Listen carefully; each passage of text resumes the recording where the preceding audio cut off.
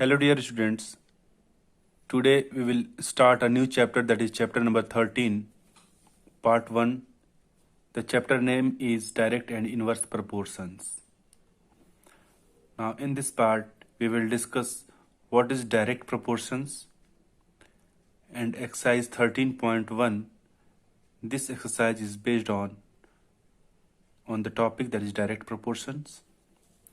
Now, first of all, we will start what is direct proportions and how can we solve the questions on based on it. Now, direct proportion.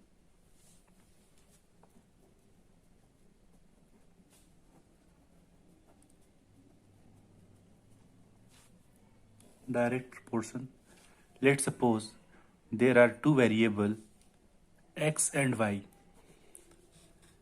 If we increase one variable, so if we increase x, then y is automatically increases, and if we decrease x, then y is automatically decreases. Now these are direct proportion. That means simply if one thing is increases, then other will be also increases, and if one thing is decreases, then other will be also decreases. This relation is known as direct proportion. So now here I'm taking example. Let's suppose a car moves from one point to another point. So the time is given and distance is also given. So let's suppose in 10 minutes the car will move 1 kilometer. After next 10 minutes, that's mean total 20 minutes, the car will move 2 kilometer. Then after 30 minutes, the car will move 3 kilometer, and after 40 minutes, let's suppose the car will move 4 kilometer. Now this data is given, so we have to find this data is in direct proportion or not. Okay, so let's suppose time is denoted by x and distance is denoted by y. So simply what we have to do, we have to find the ratio of time to the distance. So time is x and distance is y here. So just find the ratio of time and distance. So the ratio of x upon y.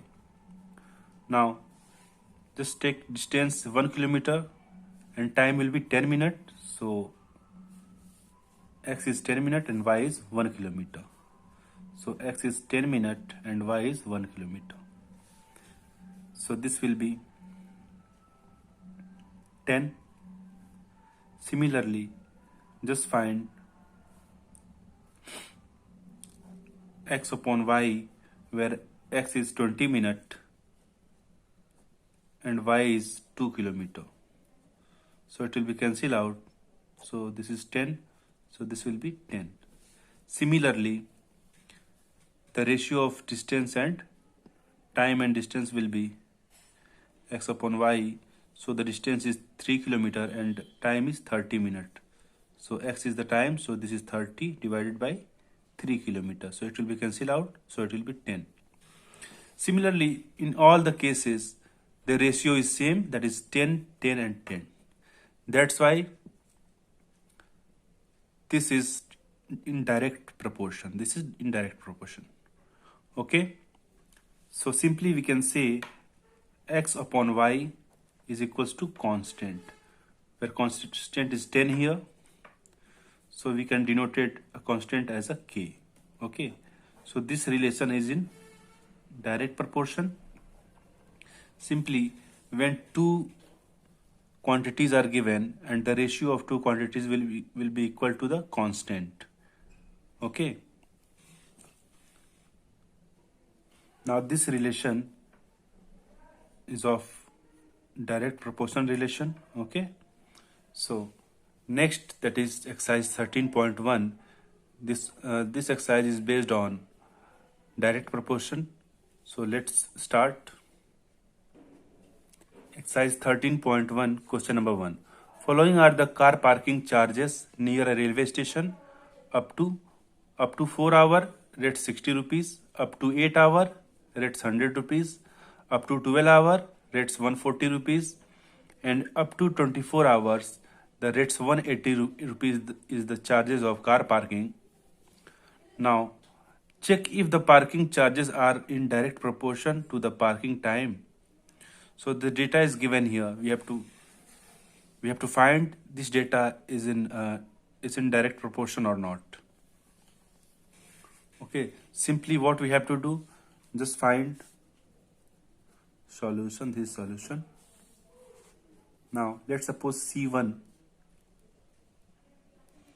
the ratio of first, that is the ratio of charges and time.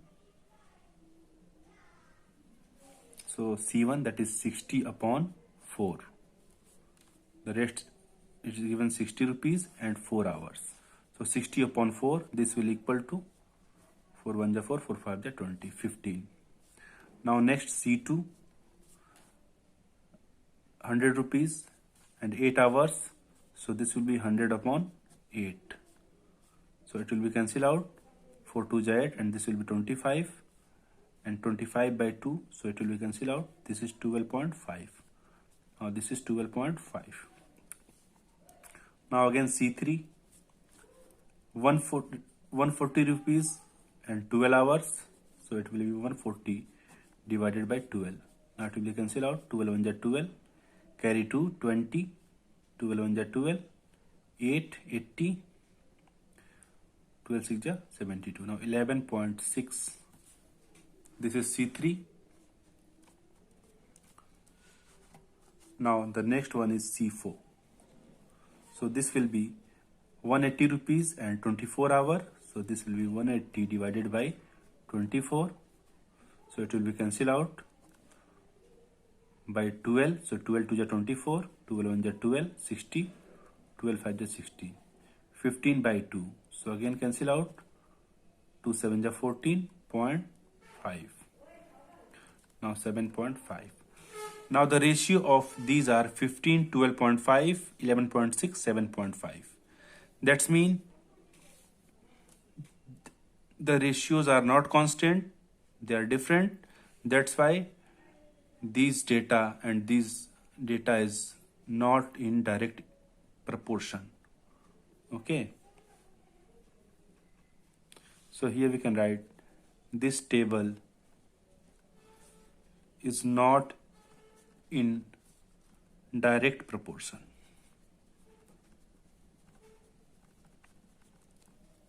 Okay. So this is the answer. Now the next question, that is question number 2. Question number 2. A mixture of a paint is prepared by mixing 1 part of red pigment with 8 part of base. Okay.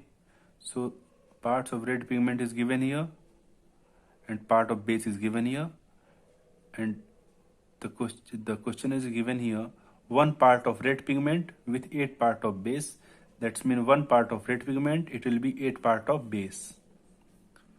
Now the next, in the following table find the parts of the base that need to be added. Now these dashes are given here, we have to fill this dash. Okay, so simply what we have to do, it is given in direct proportion.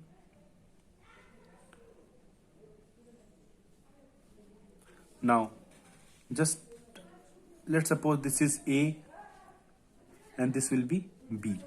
Okay, so A by B is given here. A is 1 and B is 8 here, so 1 by 8. Okay, so A by B equals to 1 upon 8. 1 upon 8 is the constant. So this constant will be same in all the ratios. Okay. So now the next one is, let's suppose this is A1 on B1. Okay, this is A1 1 and this is 8 is B1. Similarly, this is A2 and this will be B2. So A2 upon B2. This equals to A2 is given 4 and B2 we have to find. So A2 is 4 and B2 is we have to find.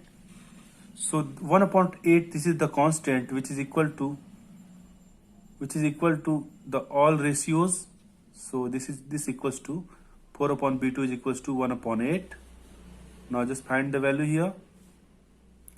So 4 upon B2 equals to 1 upon 8. Now just do cross multiplication. So B2 into 1, so it is B2 equals to 8 4 ja 32. Now this will be B2 equals to 32. Similarly, A3 is equals to 7 and B3 we have to find. So B3 we have to find. Okay, so A3 upon B3, so 7 upon B3 is equals to 1 upon 8, because 1 upon 8 is the constant, we can say K. So this equals to 1 upon 8. Now just find the value of B3. So just do cross multiplication. So B3 into 1, so it will be B3 equals to 8 into 7, that is 56. Now B3 is 56. Similarly, A4 is 12 and B4 we have to find. So A4 equals to 12 and B4 we have to find. Now A4 upon B4, so this will be A4 is 12 upon B4 is B4 which we have to find. So this is equals to constant, that is 1 upon 8. Now just do cross multiplication. So B4 into 1, so this is B4 and 12 8 ja 96. So B4 will be 96. Similarly, B5 we have to find and this is A5. So A5 equals to 20 and B5 we have to find. Now A5 upon B5 equals to, A5 is 20 and B5 that we have to find. So 20 upon B5 is equals to constant. So this is 1 upon 8 is constant. Now just do cross multiplication. B5 into 1, that is B5, and 8 into 20, that is 8 to the 60. 16 and 160. Okay, B5 is the 160. Now these are the answers. So we can put the value in this table. So B2 is 32. So this is 32. This is B3, this is B4, this is B5. Now B3 is 56. B4 is 96. And B5 is 160. Now these are the complete explanation of question number 2.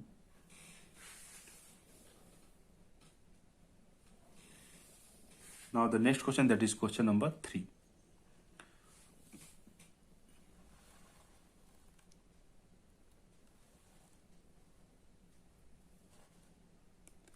In question number 2, above, if one part of a red pigment requires 75 ml of base, how much red pigment should we mix with 1800 ml of base? Okay, so what is given here? One red pigment requires 75 ml. Then how many red pigments required with 1800 ml? Okay, so simply the ratio will be same. So let X red pigment, X number of red pigment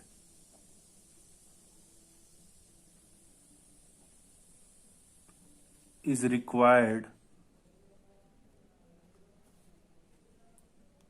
to mix with 1800 ml. Okay, so let X number of red pigment is required to mix with 1800 ml. Okay, and one red pigment requires 75 ml.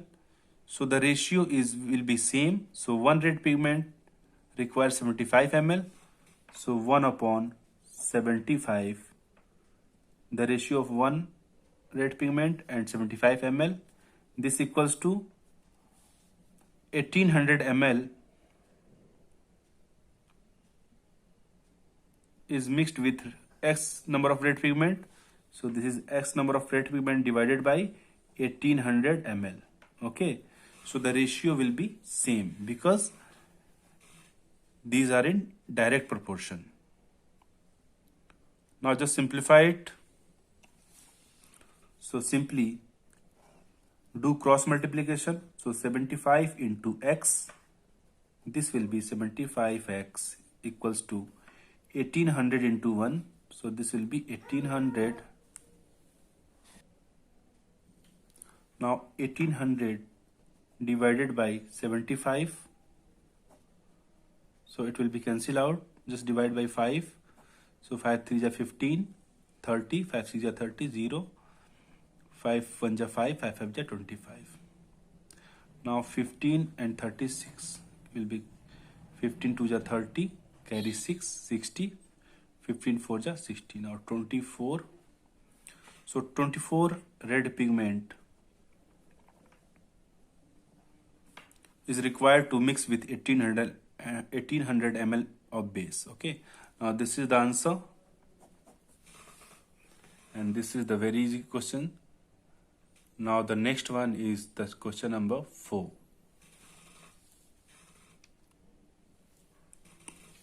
Question number 4. A machine in a soft drink factory fills 840 bottles in 6 hours. Okay, in 6 hours 840 bottles will fill in 6 hours. Now how many bottles will it fill in 5 hours? In 5 hours how many bottle will fill? So let X number of bottle is filled in 5 hours. Okay, so here we can write let X number of bottles can filled in 5 hours. Okay, so we know that these are in direct proportion. So we also know that in direct proportion the ratio will be same. So in 6 hours 840 bottles will filled, and in 5 hours how many bottle will filled? Let X number of bottle will filled. Okay, so the ratio of 840 and 6 hour and X and 5 hour will be same. So simply we can write here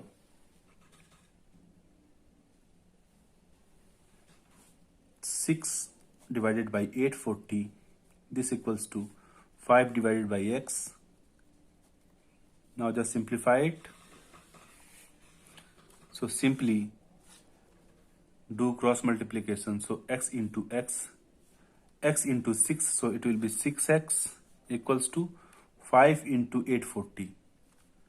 So it will be 5 into 840.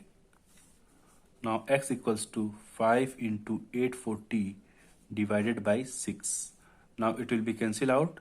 6 1 is 6, carry 2, 24. 6 4 is 24 and 0. Now X equals to 5 into 140. So it will be 500, 5 4 is 20, 0, carry 2, 5 1 is 5 and 7. So X is 700. Okay. So there are 700 bottles will filled in 5 hours. Okay, 700 bottles we can say. Now these are the answer, and this is the complete explanation of question number 4. Now the next one is question number 5.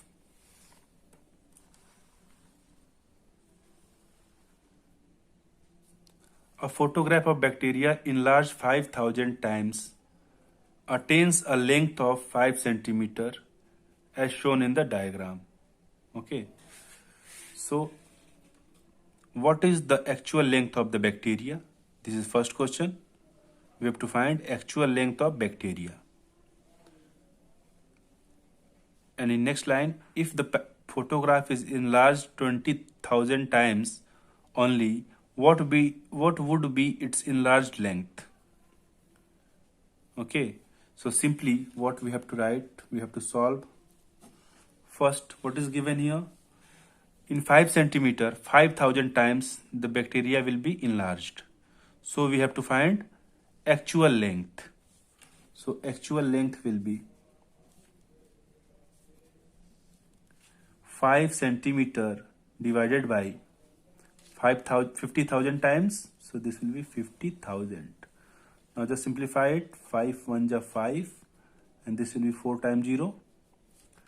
Now this will be 1 upon 1 2 3 4 times 0. Now we can write also 1 upon 4 times 0, that means 10 to the power 4.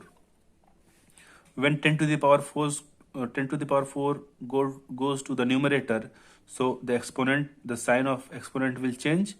It will become 10 to the power minus 4. Okay. So this is the answer, and this is the actual length. Okay.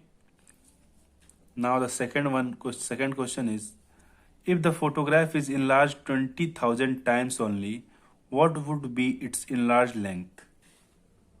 Okay, so simply what we have to do, the question is given 5 centimeter of length, bacteria enlarged 50,000.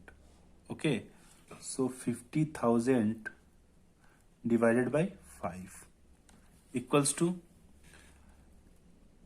20,000 times what would be the length. Okay, so let the length is x centimeter, so this will be 20,000 divided by x centimeter.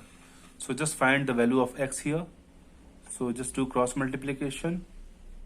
We can cancel out by this 50,000 and 5, so it will be 5 1 ja 5 and 0 10,000.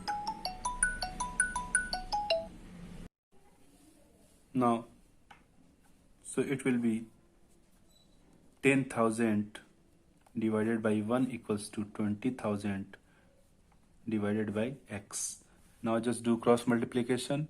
So 10,000 into x, so it will be 10,000 x, this equals to 20,000. Now x equals to